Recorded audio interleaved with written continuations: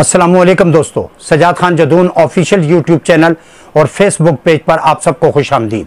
आजकल सियासत के स्टॉक एक्सचेंज और उससे वाबस्ता तमाम कारोबारी शख्सियात सख्त तनाव का शिकार हैं। अगर वजूहात का बगौर मुताला किया जाए तो इस बात का इदराक बड़ी आसानी से हो जाता है कि सियासत के कारोबार से जुड़ी हुई शख्सियात के लिए जो मामलात खिंचाव और जिल्लत और रुसवाई का सबब बनते हैं वो उनके खुद पैदा करदा हैं। मैंने कारोबारी सियासी शख्सियात की इस्तिलाह क्यों इस्तेमाल की, ये मैं आपको आगे चलकर बताऊंगा।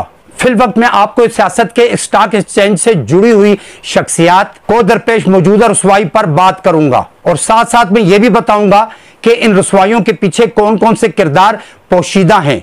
आप, मैं और हम सब देख भी रहे हैं और सुन भी रहे हैं कि कुछ सियासत के कारोबार से जुड़ी हुई शख्सियात की ऑडियो टेप्स रिकॉर्ड करके धड़ाधड़ सोशल मीडिया पर अपलोड की जा रही हैं।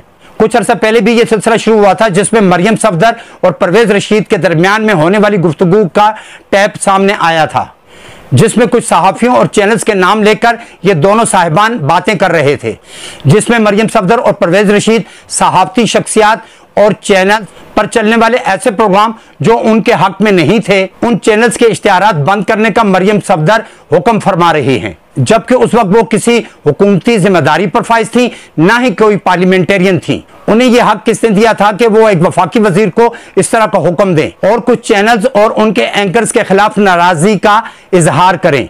मरकजी क़यादत ने इस तरह की टैप सामने आने के बाद उनके खिलाफ कार्रवाई क्यों नहीं की या उनसे बाज़पुर्स क्यों नहीं की और इस बात की तहकीक क्यों नहीं करवाई कि इन दोनों शख्सियात के दरमियान में होने वाली निजी बातचीत को किस इदारे ने रिकॉर्ड किया और किसको यह जुर्रत हुई।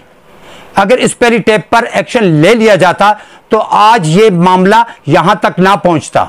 सियासी कारोबारी शख्सियात के दरमियान में इस तरह की खुदगर्जी की बातें होती रहती हैं, इसमें कोई दो राय है ही नहीं, लेकिन इस तरह की बेहुदा गुफ्तगू टैप करने का सहरा किसके सर है और सियासतदानों को जलील करने की ये मजमूम कोशिश आखिर कर कौन रहा है। और सियासी जमातें भी जब अपोजिशन में होती हैं तो हुक्मरानों के खिलाफ बेतहाशा एहतजाज करती हैं और उन पर इल्जाम लगाती हैं कि वो तहकीक करके इन मामलात को सामने क्यों नहीं लाते, और जब उन्हीं सियासी जमातों की शख्सियात हुक्मरान बन जाती हैं तो फिर वो भी इस तरह की जुर्रत नहीं करते कि इस तरह की कार्रवाइयों के खिलाफ एक्शन लें और इन मामलात को सामने लाएं, तहकीक करें कि असल में सच क्या है, झूठ क्या है और इनके पीछे कौन सी ऐसी शख्सियात या किरदार मौजूद हैं जो उनके फोन टैप करते हैं।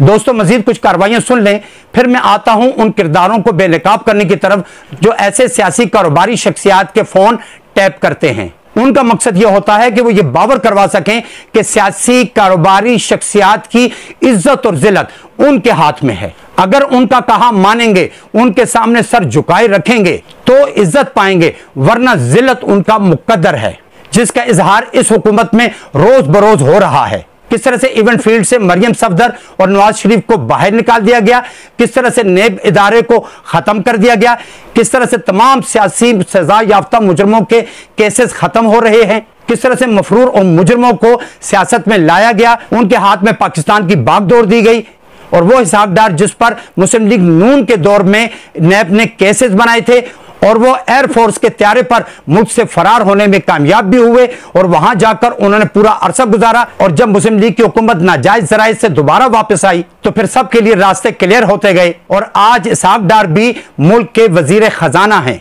तो क्या ये बातें आवाम की समझ में नहीं आती कि दिन रात ये मामलात किस तरह से तब्दील हो रहे हैं कि वो लोग जो पहले मुल्जिम या मुजरिम थे और वो आप ही की वजह से मुल्जिम और मुजरिम बनाए गए और आज आपके साथ उनकी दोस्ती हो गई, तो फिर वो लोग साफ सुथरे होकर वापस भी आए और उन पर जितने मुकदमात थे बदनवानी के वो सब के सब माफ हो गए और उनकी सजाएं भी मुअत्तल हो गई और उनकी नाअहली भी खत्म हो गई। बहुत जल्द आप नवाज शरीफ को भी पाकिस्तान में देखेंगे, उनकी नाअहली भी खत्म हो जाएगी और उन्हें नया वजीर आजम बनने का मौका भी फराहम किया जाएगा। पूरी कौम का यहां यह सवाल बनता है कि जब मुस्लिम लीग की मुकम्मल क़यादत जराइम पेशा थी तो उन्हें सजाएं क्यों नहीं दी गई, उन्हें मुल्क से फरार होने का मौका क्यों फराहम किया गया था, और अगर वो मुजरिम नहीं थे तो फिर उन पर मुकदमात क्यों कायम किए गए और ऐसी शख्सियात की तजलील क्यों की गई, उनको क्यों रुसवा किया गया, उन्हें क्यों मुश्किल में डाला गया। इस सवाल का जवाब पूरी कौम आपसे मांगती है। और ये खेल आप कितने अरसे तक चला लेंगे और कितने अरसे तक इस कौम को बेवकूफ बनाएंगे। याद रखें कि ये रुसवाइयां आपका भी मुकद्दर हो सकती हैं और इस मुल्क के इस्तेहकाम पर भी इसका बुरा असर पड़ सकता है। अल्लाह ना करे कि ये मुल्क अफगानिस्तान या श्रीलंका बन जाए कि जिस पर दूसरे लोगों का राज हो, जहां पर बैरूनी ताकतें फिजिकली तौर पर हुकूमत करें और तमाम पाकिस्तानियों को एक लाठी से हाँका जाए। तो फिर ना वहां एस्टेब्लिशमेंट की इज्जत होगी, ना सियासतदानों की इज्जत होगी, ना आवाम की इज्जत होगी, ना मुल्क को इस्तेहकाम नसीब होगा और ये कौम पूरी की पूरी रुसवा हो जाएगी। और इसका सारा इल्जाम उन मुक्तदर इदारों के सर पर होगा जो आज अपनी कुव्वत और अय्याशियों के बलबूते पर पूरी कौम को और मुल्क को और उसकी आजादी को रुसवा कर रहे हैं। सियासतदान कुछ कुव्वतों के इशारों पर एक दूसरे को जलील करते हैं, मुकदमात बनाते हैं, इल्जाम तराशियां करते हैं, जल्द से निकालते हैं, जुलूस करते हैं, धरने करते हैं, कौम को इसमें इस्तेमाल करते हैं। और फिर जब उनका मकसद हल हो जाता है तो फिर उनके इरादे और उनका किरदार भी वही होता है, गुलामाना। जिस तरह से उनसे पहले वालों का होता है उसी तरह का किरदार इनका भी होता है। सिर्फ कौम को बेवकूफ बनाया जाता है और कौम भी बेवकूफ बनती चली जाती है। मरियम सफदर और परवेज रशीद के बाद इमरान खान की अहलिया बुशरा बीबी की ऑडियो सामने आई, जिसमें वो गैर कानूनी तौर पर एक दूसरे शख्स को कुछ हदायत दे रही हैं। इसके अलावा मलिक रियाज और हीरो के मुतालिक भी कुछ वीडियो सामने आई जिसमें हीरे का क्रेडिट तय किया जा रहा है।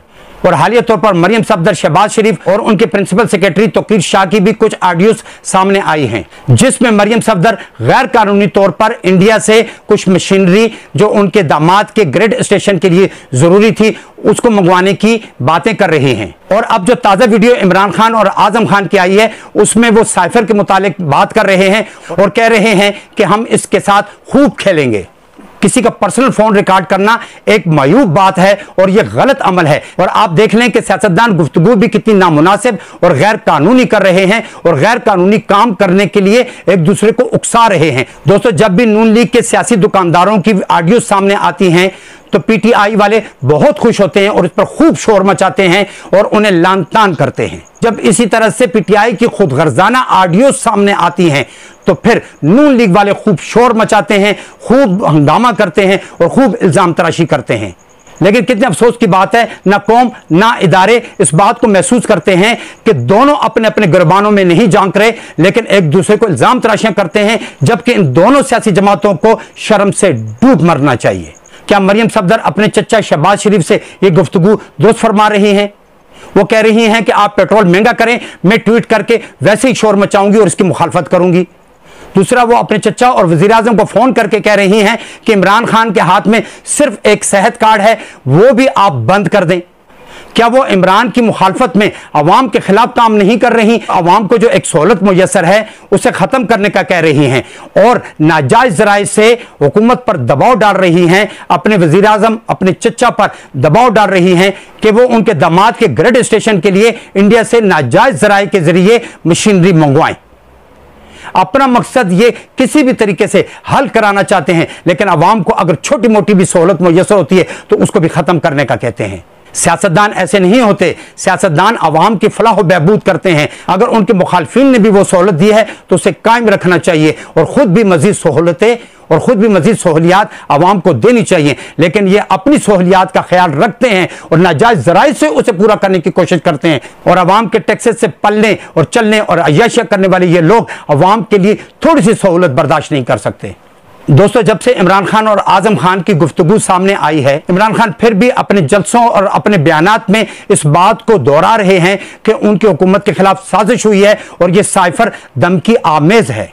तो फिर हुकूमत को भी चाहिए कि दूध का दूध और पानी का पानी कर दे और इस पर एक मुनसिफाना और एक आला तहकीकाती कमीशन बनाया जाए और इस बात को आखिरकार साबित कर दिया जाए कि यह बात झूठ है या सच है। अगर सच है तो फिर भी इमरान खान का इसरार खत्म हो जाएगा और अगर झूठ है तो तब भी उनका इसरार दम तोड़ देगा। लेकिन लगता है कि हुकूमत इस साइफर की तहकीकात इसलिए नहीं करा रही कि इमरान खान का दावा दुरुस्त है और हक पर मबनी है, वरना कब की इसकी तहकीकात हो चुकी होती। दोस्तों, आपको याद होगा कि जब इमरान खान वजीर आजम थे और उस वक्त वजीर आजम हाउस में एक मुलाजिम को डिवाइस फिट करते हुए पकड़ लिया गया और उसे मुलाजमत से खारिज कर दिया गया। लेकिन यह बात अब तक सामने नहीं आई कि वो एक आम सा मुलाजिम इतना असर रसूख किस तरह से रख सकता था कि वजीर आजम हाउस के अंदर घुसकर और वो अहम जगहों पर डिवाइसेस फिट कर रहा था। उसे सजा क्यों नहीं दी गई, उस पर एफआईआर क्यों नहीं कटी, उसको मुजरिम क्यों नहीं ठहराया गया, उसका केस अदालत में क्यों नहीं गया? तो यकीन जानिए इसके पीछे भी बहुत बड़ा राज पोशीदा है। वजीर आजम हाउस कोई आम जगह नहीं कि वहां पर कोई भी आए और डिवाइस फिट करके चला जाए। यकीनन इसके पीछे बहुत ताकतवर इदारे मौजूद हैं कि जिनके इमाम पर वो शख्स वहां पर डिवाइसेस नस्ब कर रहा था। और ये सियासतदान इतने बुज़दिल हैं कि फिर उस बात पर ना आवाज उठाते हैं, ना कुछ बोलते हैं और बिल्कुल खामोशी इख्तियार कर ली जाती है। ये काम सिर्फ और सिर्फ उस ताकतवर इदारे का है जिसके सामने वजीर आजम, सदर मुमलिकत, चीफ जस्टिस और दीगर ताकतवर तरीन लोग भी सर उठाने की जुर्रत नहीं कर सकते। ना उनके सामने कोई सहाफी कोई हैसियत रखता है, ना ताकतवर से ताकतवर टीवी चैनल की कोई हैसियत होती है। यकीनन आप समझ चुके होंगे और मैं उनका नाम नहीं ले सकता जिनके सामने चीफ जस्टिस, सदर मुमलिकत और वजीर आजम बेबस हों और ताकतवर तरीन अदारे बेबस हों और उनके सामने मैं क्या और मेरी हैसियत क्या। और इससे लगता है कि ऐसी डिवाइसेस न सिर्फ वजीर आजम हाउस की अहम जगहों पर नस्ब हैं, जबकि सदारती महल समेत तमाम अहम मुकामात और इदारों और उनके दफातर में इस तरह की डिवाइसेस फिट कर दी गई हैं और उनके फोन भी टैप किए जाते हैं और उन्हें महफूज रख लिया जाता है। और जब कोई इदारा और उससे जुड़ी हुई शख्सियत जब सर उठाती है और फिर उनकी रिकॉर्डेड ऑडियो और वीडियो सामने आ जाती हैं और उनको ब्लैकमेल किया जाता है और अपनी मर्जी के फैसले लिए जाते हैं और अपनी मर्जी के मुताबिक उनसे काम लिया जाता है। दोस्तों, मैंने कारोबारी सियासी शख्सियात की इस्तिलाह इसलिए इस्तेमाल की थी कि तमाम सियासतदान सिर्फ और सिर्फ अपनी अगराज और मकासद के लिए काम करते हैं, पैसा जमा करते हैं, बदउनवानी करते हैं,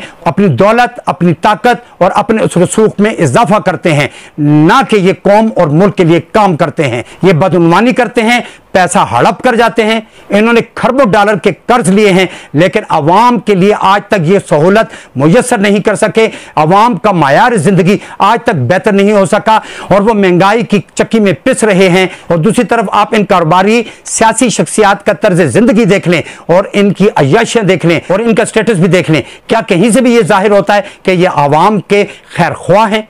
ज्यादातर हुक्मरान सियासी जमातों के रहनुमा और उनके कायदीन खुदगर्ज और लालची हैं। ये अंदर से नंगे हैं और पेशावर मुजरिम हैं। इनके अंदर इंतहा दर्जे की खुदगर्जी मौजूद है जिसके हाथों ये मजबूर होकर गलत काम करते हैं। फिर इनकी अंदर की गंदगी रिकॉर्ड हो जाती है और इसी वजह से फिर ये ब्लैकमेल भी होते हैं।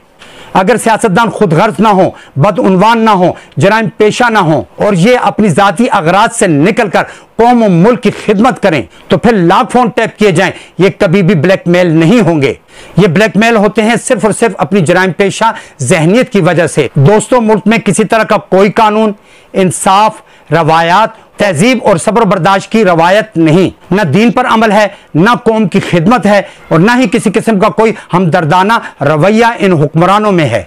और इस मुल्क के ताकतवर लोगों का दौलत ही स्टेटस बन चुकी है। लाकानूनियत की यहाँ इंतहा है। जो भी ताकतवर है वो इस मुल्क में आजाद है, वो हर तरह के कानून से मावरा है और जो गरीब है उस पर हर तरह का कानून लागू होता है।